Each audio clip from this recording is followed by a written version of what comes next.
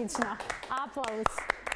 Денешното издание на Нова М Плюс го започнуваме со музика. Ке зборуваме колку е музиката важна во раниот развој на децата.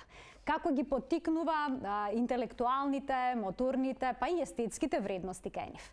Денеска, значи, ке зборуваме за креативната музичка работилница наменета за деца од 3 до 6 години, која што е под менторство на професор магистар Сладжана Јовановиќ и професор магистар Петар Макариевски, и заедно со нив се дел од младите љубители на музиката, нивните ученици, а тоа се Саша, Аника и Јована.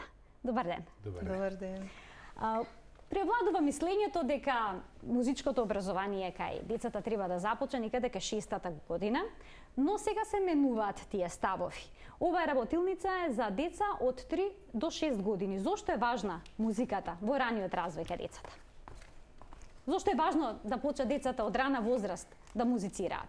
Бидејќи самата музика е составен дел од животот на човекот. Не можеме од неа да се изолираме.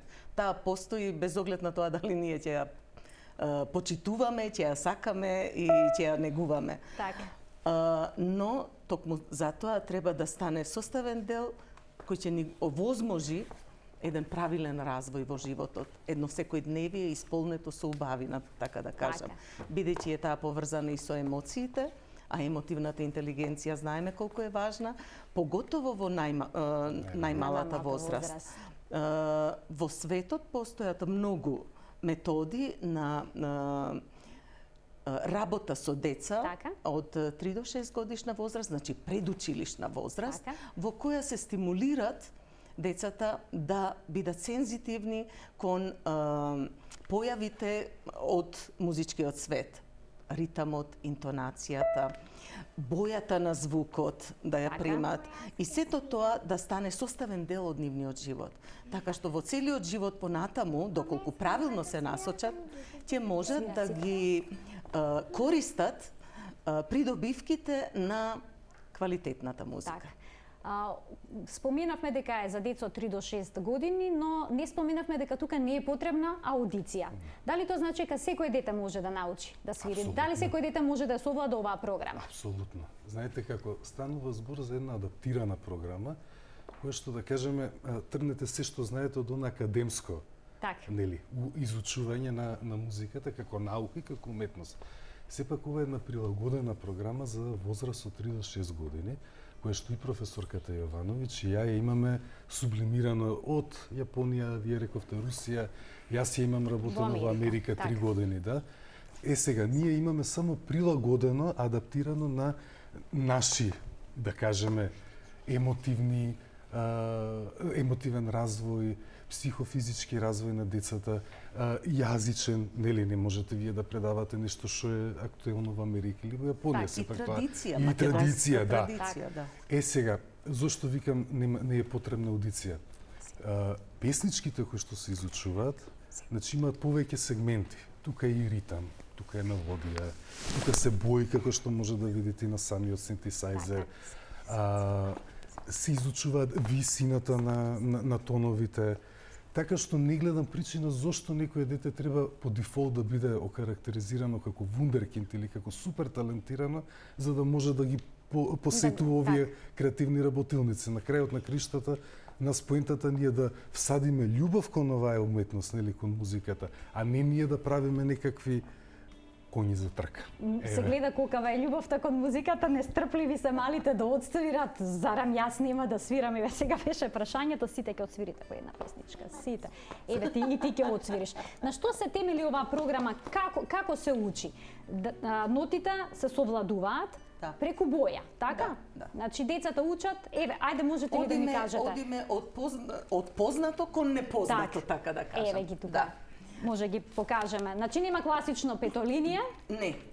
Сакам да кажам, еве, може да биде на почетокот вака напишено. Така. А после тоа да биде на линија. Па после се додават други линии. Така. Додека стигнеме до петолинието. Секој тон во оваа метода, има различни методи, јас ја сублимирав на тој начин што сметав дека токму бојата им е попозната на децата и може да ја препознават. Така што со стикери ставивме на синтесајзерот и секој тон има своја боја. Таа иста боја ја отсликуваме при запишувањето на нотите и учат основните вредности на нотата, како што е цела нота, половина нота, до четвртина нота. Нешто што е многу елементарно. Учиме како се отчукува времето, да кажеме, како се брои, преку танц и преку плескање со рацете, или имаме инструменти ударни, некои што ги користиме на часовите. Така што истовремено ја запознават и ритмиката и интонацијата. Еве може да ни покажат и практиче, да ни покажат каде е до. Саша, може ли да ни покажеш каде е до и која боја е до? Виолетова, така. Аника, може тебе да те прашам која боја е ре? Дека можеш и да најдеш или по нотите. Еве ре. Зелено, и Јована може да каже каква боја е ми. Каква боја е ми, Злата? Сина. Браво, одлично, браво. Исто така децата на часовите танцуваат, бојат. Како ја одржувате концентрацијата, бидејќи се работи за навистина мали деца? Кој е принципот на работа со волку мали деца? Еве кои што сакат постојано да скокат. Брзо ги менуваме активностите. Така што во еден дел бојат, меѓутоа за многу кратко време почнуваат да танцуваат, за многу кратко време почнуваат да пеат, па да ги свират. Така што има многу активности кои треба да се застапат за 45 минути и секогаш им е интересно навистина. Така да не се остава некаков меѓупростор помеѓу тие активности, за да на детето му стане досадно, да изгуби концентрација или внимание, него одедно во друго влегуваме и на тој начин цело време се прави една атмосфера, знаете дека нешто се случува и на тој начин детето побрзо да го впие и да го... Колку песни успеваат да научат во еден семестар или полугодие, како дојде овие часови, започна во Спирит некаде крајот на февруари, мислам дека мојата група почна почеток на март, на Сладжана некаде средина крај на февруари, меѓутоа знаете како не е оваа програма која што има одредена, да кажеме, трае се само едно полугодие, него е нешто кое што цело време се надградува и надградува. Со мојата група ние успеавме па едно 6 песнички да ги научиме. Кои што ги прикажавте на завршниот концерт. На завршниот концерт, да. Значи за 3 месеци 6 песнички. Сега видете вие во просек колку е тоа. Децата веќе знаат од до сол, да отсвират. Да. Ајде може да слушнеме уште некоја песничка, дали сега. Ајде Јована. Јована е навистина нестрплива. Дојди од тука, па остана без балетанката, но еве се намести. Ајде Јована ќе ја свири Сладкар. А веднаш потоа Јаника ќе ни покаже што знае.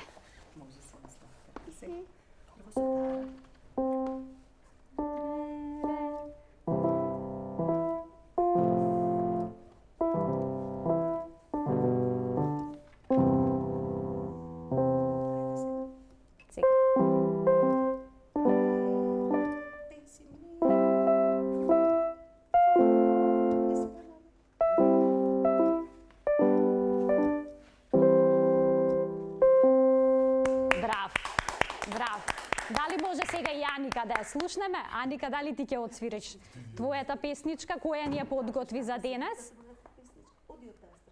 Инаку да кажеме дека Аника, исто како Саша и Јована, има 4 години. Која песничка ќе ни ја отсвириш, Аника? Ајде. Повели.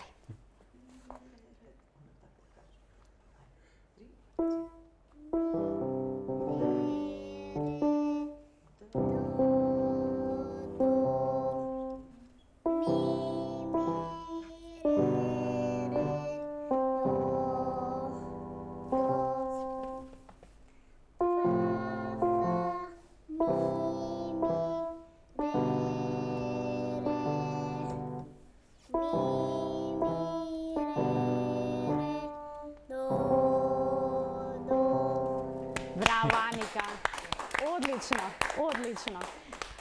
Можам еве да напоменам некои информации кои што ги најдов на интернет, дека многу истражувања и разни студии покажале како часовите помузичко во раниот период од детството го подобрува коефициентот на интелигенција, дека музичкиот тренинг е заслужен за развој на многу вештини, подобри резултати во учењето странски јазици и математиката, влие врз социјализацијата. Можете да напоменете вашето искуство, што говори, како влие, што придонесува се кај децата? Имам Вие дека долго време работите, повеќе од 10 години ја спроведуваат оваа програма. Дефинитивно има многу позитивен ефект работата од најмала возраст. Јас само ќе ги кажам искуствата во светот, односно истражувањата, дека во една детска градинка во Америка при едно истражување во трајање од 4 месеци се испостави дека децата кои пасивно слушаат музика во однос на децата кои активно свират на клавиатура, беше драстично различна во смисла на развојот на коефициентот на интелигенција. Така што после 4 месеци за 48% повеќе се разви коефициентот на интелигенција на оние деца кои што 2 пати неделно зима часови по 15 минути на инструмент во однос на оние кои што слушаа класична музика, но пасивно. Ова се резултати од истражување. Но од моето искуство исто морам да кажам дека нема дете кое не е задоволно, а уште повеќе родителите. И тоа е многу важен момент. Така го истакнувам. Многу допринесува не само за социјализација, туку пред се за комуникација. Затоа што детето комуницира на специфичен јазик. Музичкиот јазик е светски јазик, разбирлив во целиот свет. Значи, тоа не треба да се прилагодува на некакви говорни потреби и да ги разбира зборовите од друг јазик. Ова е јазик во светот применлив буквално во секоја средина. Многу е приемчив за секое дете и токму поради тоа е применлив, да кажам, во секојдневниот живот. Со било кое дете може да комуницира преку музиката. Каде се одржуваат овие часови? Ќе ги имали во текот на летото? Ќе имате ли некаков летен курс? Да, значи имаме сега до средина на јули интензивни курсеви, бидејќи нели доаѓаат годишни одмори, меѓутоа од септември си почнуваме со оние регуларни, што се вика, термини кои што си ги имавме и до сега. Во Спирит продолжуваме, тоа е во Строг центар на Скопје, до ЕУ инфоцентарот. Така што мислам дека вие имате и телефонски броеви од нас. Значи може да се јава таму или пак директно да ви се обратат и да бидат децата вклучени во оваа програма. Каков е планот потоа во септември, како ќе се развива? Во септември си продолжуваме во стандардните термини кои што ги имаме сега среда и петок, со тоа што го имаме вторник, четврток, сабота исто на располагање. Меѓутоа сега е се уште рано да ви кажам точно кои термини. Во зависност од тоа колку дечиња ќе се пријават, така и ќе го искористуваме просторот и ние ќе... Овој семестар колку дечиња имавте? Во Спирит имавме 8 редовни, имаше повремени уште 2-3 дечиња, меѓутоа знаете како нашата настава зависи од обврските на родителите. Дали навистина можат во тој термин да го донесат детето. Инаку во француското училиште и француската градинка, веќе 10 години ја спроведувам оваа настава, таму имам околу 25 дечиња. Тоа не е мало. И сите се на некој начин музички описменети, така основите ги совладуваат без проблем. Ова деца го совлада за 5 до 6 месеци, што гледачите може да го видат. Се работи за 10 часа. Мислам, тоа треба да го знаеме. Тоа е многу важно. Тоа сакам се потенцира дека со мала работа се постигнуваат големи резултати. Ви благодарам што бевте дел од 0M+. Ќе се видиме повторно. Се надевам дека ќе имате уште многу деца кои што ќе бидат вклучени во оваа програма во креативната музичка работилница. А ние продолжуваме понатаму со Алпските игри 2016, наменети за деца од 4 до 12 години. Настанот се одржа во неделата во градскиот парк во Скопје на школка. Видете каква беше атмосферата. Уметноста и спортот од секогаш биле најубав начин за подобрување на психомоторниот развој на децата и постигнување самостојност. За да им помогнете да изградат сопствената личност и самостојно да ги надминат различните, често и напорни чинители на растењето, можете да ги насочите кон некоја спортска активност или уметност. Многу од овие интересни ангажмани се добра подготовка за животот. Учењето глума е многу корисно за децата. Ја подобрува способноста за помнење, самосовладување и толерантност. Децата, читајќи го текстот и подготвувајќи се за улогата што ја толкуваат, влегуваат во кожата на некој друг. Соживувајќи се со улогата на ликот што го играат, учат да препознаваат одредени особини кај луѓето и секојдневието, а патем може да откријат и лични чувства и да научат да носат одлуки. Театарската сцена е одлична за интровертни, повлечени деца, кои глумејќи учат гласно да се изразат. Корисна е и за децата кои поради недостаток на самодоверба постојано сакаат да бидат во центарот на вниманието. Имитирањето од други личности или некои животни е добро за децата кои имаат потешкоти да се изразат во друштво. Децата со движење градат цела приказна, без притоа да кажат збор. Со тоа ги изразуваат своите потиснати чувства, кои не мораат да ги вербализираат со говор. Комуникацијата со движење е пријатна и непосредна, бидејќи е врзана со емоциите, а не со поимите. Развива концентрација, ја поттикнува фантазијата и помага во стекнувањето самодоверба. Спортските активности исто така развиваат различни способности, како што се дисциплина на расеаноста и невниманието, страф од паѓање и стекнување контрола над телото. Бидејќи голем дел од ова не може да се постигне без помош на партнер, децата учат да бидат тимски играчи. Тоа е посебно корисно за себичните деца. Поречките вештини се добри за деца кои се плашливи. Физичката сила се користи не само за да се совлада противникот, туку и за да се поштеди. Детето во текот на борбата еднаш е во позиција на соперник, а потоа во позиција на оној што се брани. Постојаната промена на улогите ги ангажира сите телесни и психички способности, потребни за совладување на стравот и контрола на конфликтот со соперникот. Спортот и уметничките активности се вистинска животна школа. Младите преку нив откриваат дека не е доволно само да се посакува успехот, туку за него треба да се вложи напор и да се навикнат на тоа. Децата учат дека усовршувањето на некоја активност може да биде вистински извор на задоволство. Покрај тоа и себе си да си постават цели, да почитуваат правила, да победуваат или да губат со насмевка.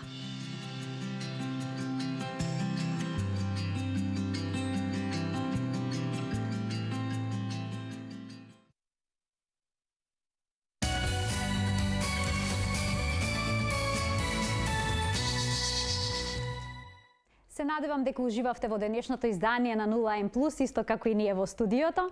Се гледаме повторно во понеделник од 12 часот до 12:30. До гледање.